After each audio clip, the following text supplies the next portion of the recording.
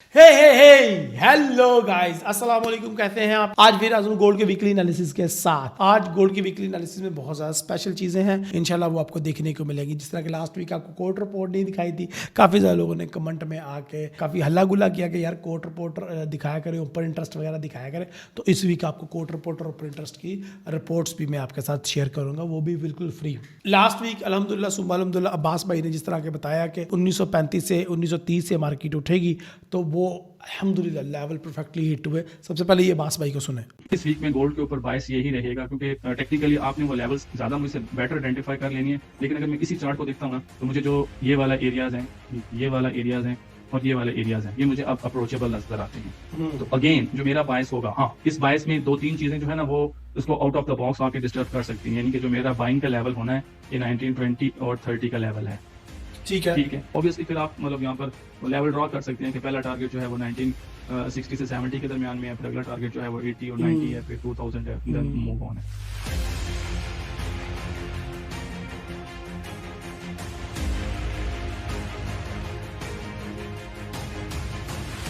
अल्हम्दुलिल्लाह सुम्मा अल्हम्दुलिल्लाह अब्बास भाई ने बाय करवाया था गोल्ड वीकली एनालिसिस में, वो बड़ा अच्छे तरीके से बाय हुआ और बड़े ज़बरदस्त तरीके से प्ले हुआ और हमारा टेक प्रॉफिट यानी कि जो टारगेट दिया था 1980 का और 1995 का, वो भी अल्हम्दुलिल्लाह सुम्मा अल्हम्दुलिल्लाह बड़ा सक्सेसफुली हिट हुआ। नो, इस वीक देखेंगे कि हम गोल्ड के अंदर फंडामेंटल कौन कौन से इवेंट हैं, गोल्ड का टेक्निकल कौन कौन सा ट्रेंड है, किन किन लेवल से बाय करना है, किन किन लेवल से सेल करना है। यस, इस वीक में बाय और सेल दोनों की अपॉर्चुनिटी मुझे 3 स्ट्रैटेजी शेयर करूंगा गोल्ड को इस वीक ट्रेड करने की। वीडियो बड़ी इंपॉर्टेंट होने वाली है। साथ में मैं आपको सेंटीमेंट एनालिसिस करके दिखाऊंगा इंशाल्लाह कि मार्केट के सेंटीमेंट्स क्या कहते हैं, जंग के हालात क्या कहते हैं और बाकी सारी चीज़ें क्या कहती हैं। तो वीडियो इन्फॉर्मेशन से भरपूर होने वाली है, वीडियो पूरी एंड तक देखिएगा। लाइक का बटन ठोक दो, चैनल सब्सक्राइब नहीं किया तो सब्सक्राइब कर लो और देर किस बात के स्टार्ट करते हैं आज के इन्फॉर्मेशन से gold weekly analysis.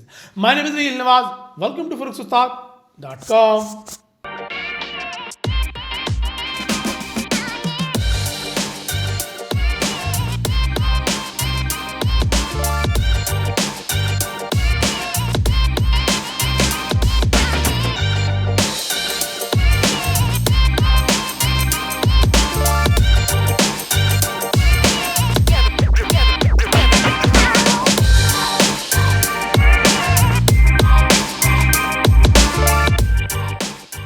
Okay guys, तो चल अब बढ़ते हैं। सबसे पहले अपने प्रीवियस वीक के इवेंट्स को देख लेते हैं। सबसे पहले अगर आपको प्रीवियस वीक के इंडिकेटर्स का आइडिया ज़रूर होना चाहिए क्योंकि वो बहुत ज़्यादा इंपॉर्टेंट थे। जिस तरह के सबसे ज़्यादा इंपॉर्टेंट जो था तो सीपीआई का डाटा था, वो जो है नेगेटिव आया था और सीपीआई 2% और 0% आया था। कोर सीपीआई 2% आया था। तो ये जो नेगेटिव आया था इसने जो है ना डॉलर इंडेक्स की कमर तोड़ के रख दी थी। सीपीआई का डाटा काफ़ी बड़े नंबर से ड्रॉप हुआ था और ड्रामेटिकली ड्रॉप हुआ था और इसकी वजह से हमारी जो ट्रेड है उसके ऊपर काफ़ी इम्पैक्ट पड़ा था।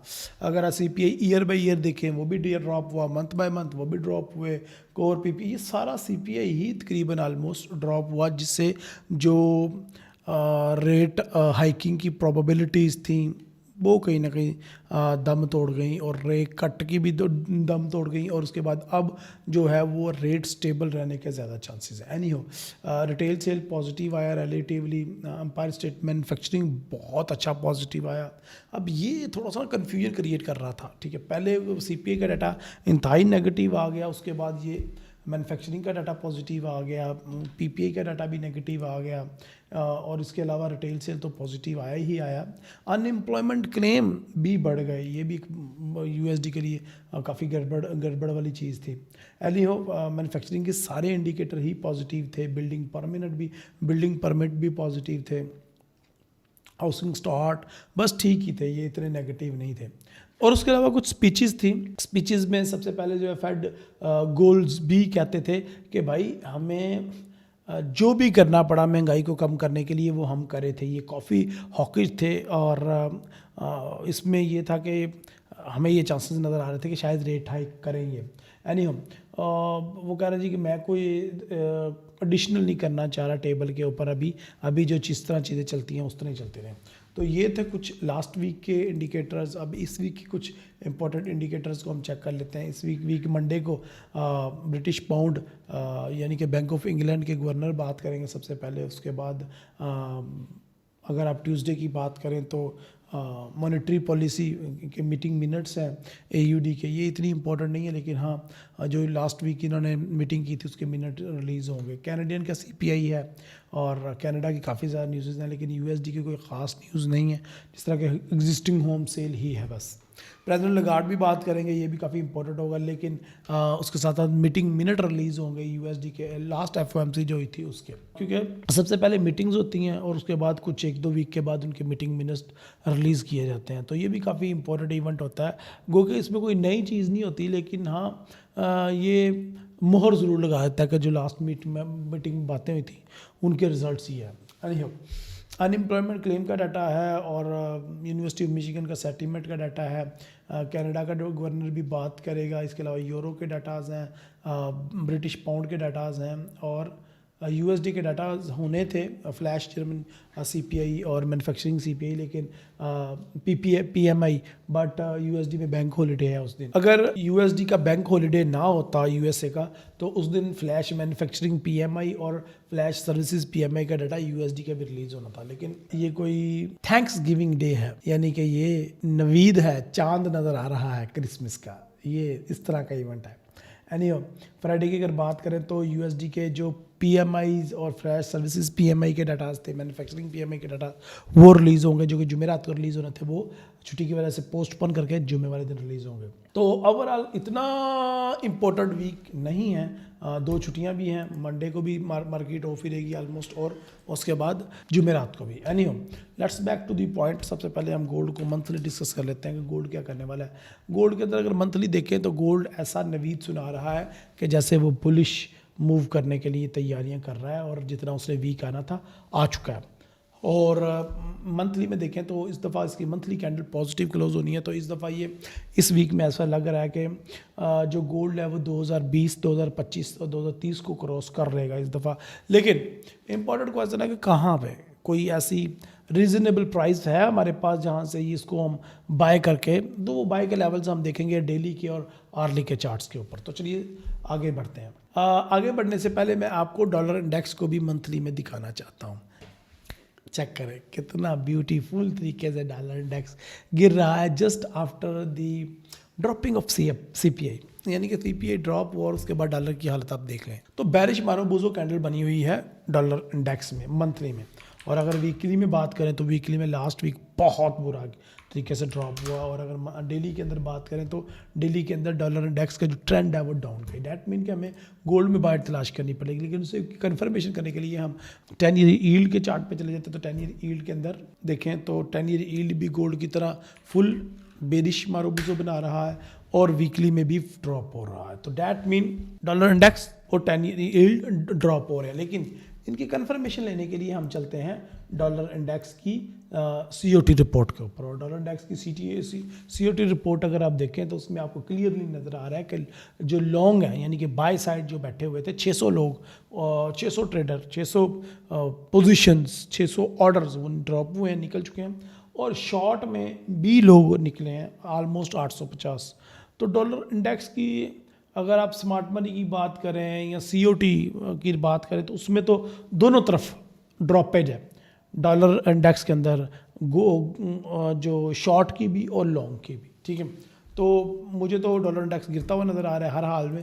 तो डॉलर इंडेक्स को हम सेल में देख रहे हैं इस वीक। तो डैट मीन अल्टीमेटली गोल्ड को हमें बाय देखना पड़ेगा, यही दस्तूर है। ठीक है जी। Anyhow let's start with the name of अल्लाह।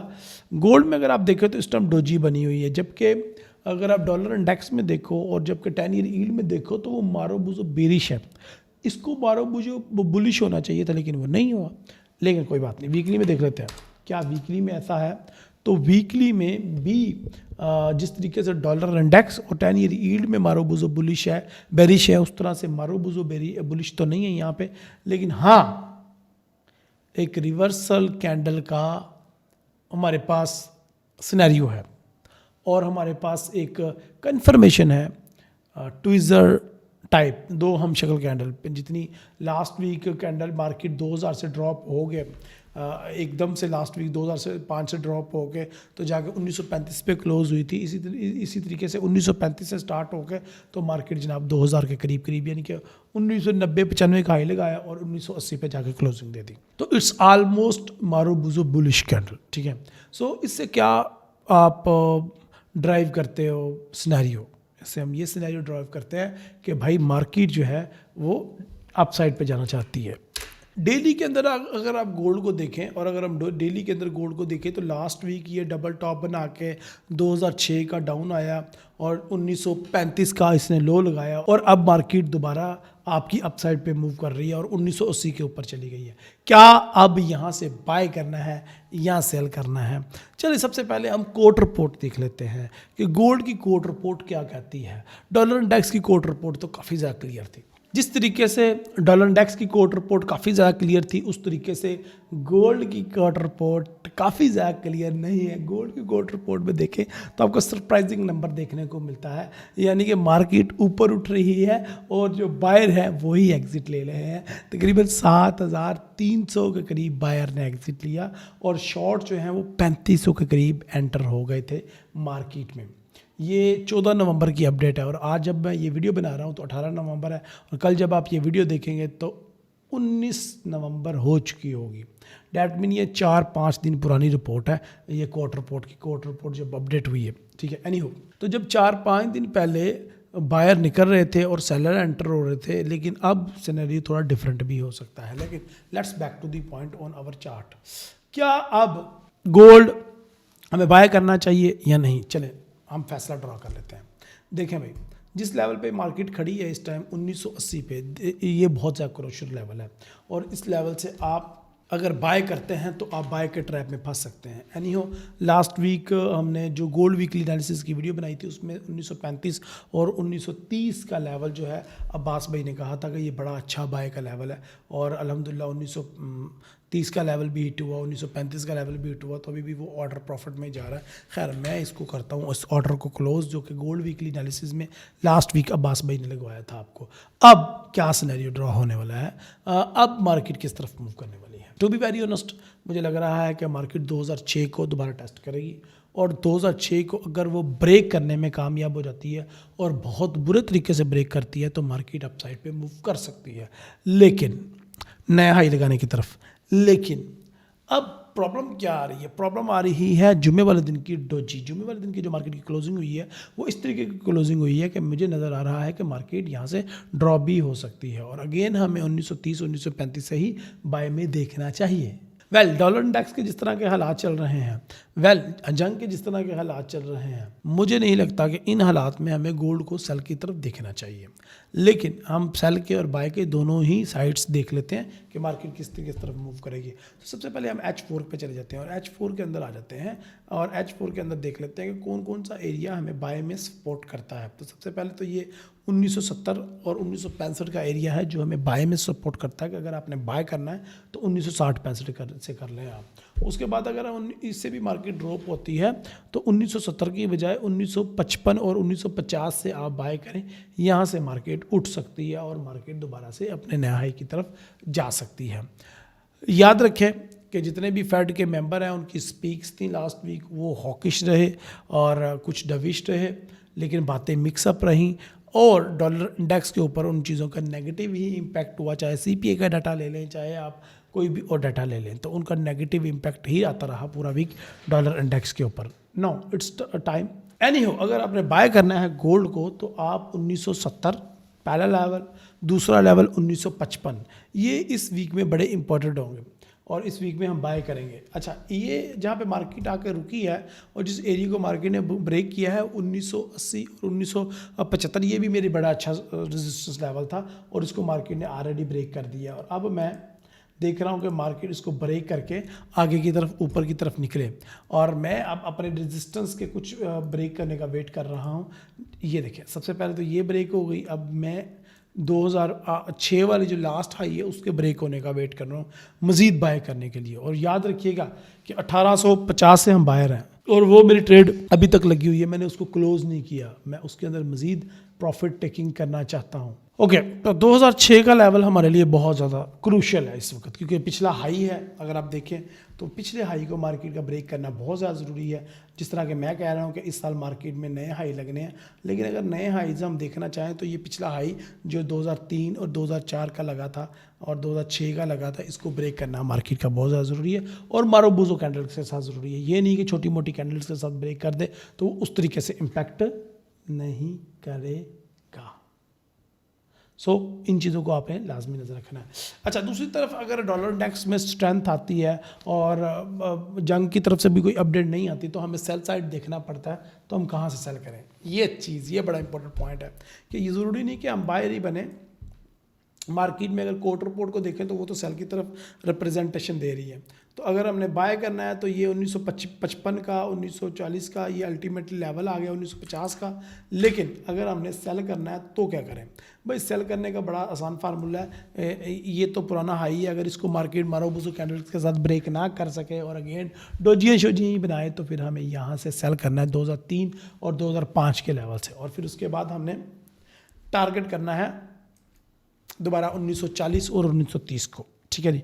तो आपके पास दोनों साइड की अपॉर्चुनिटीज़ इस वीक मौजूद हैं, लेकिन डिपेंड करता है कि डॉलर के डाटा किस तरह से आते हैं, डिपेंड करता है कि आपके इंडिकेटर्स किस तरह से आते हैं, डिपेंड करता है कि आने वाले दिनों में जंग के हालात कहाँ पे बैठते हैं।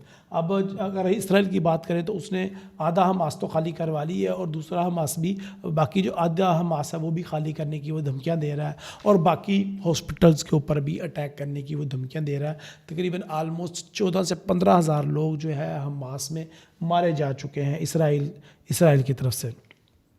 और ये फ़लस्तीन पे जो जंग मुसल्लत कर दी गई है और जो इनके ऊपर मज़ालम हो रहे हैं, इनके ख़िलाफ़ पूरी दुनिया सरापा एहतजाज है सिवाय अमेरिका के। अगर हमने सेल देखना है, सेल भी देखा जा सकता है, इसमें कोई बुरी बात नहीं है।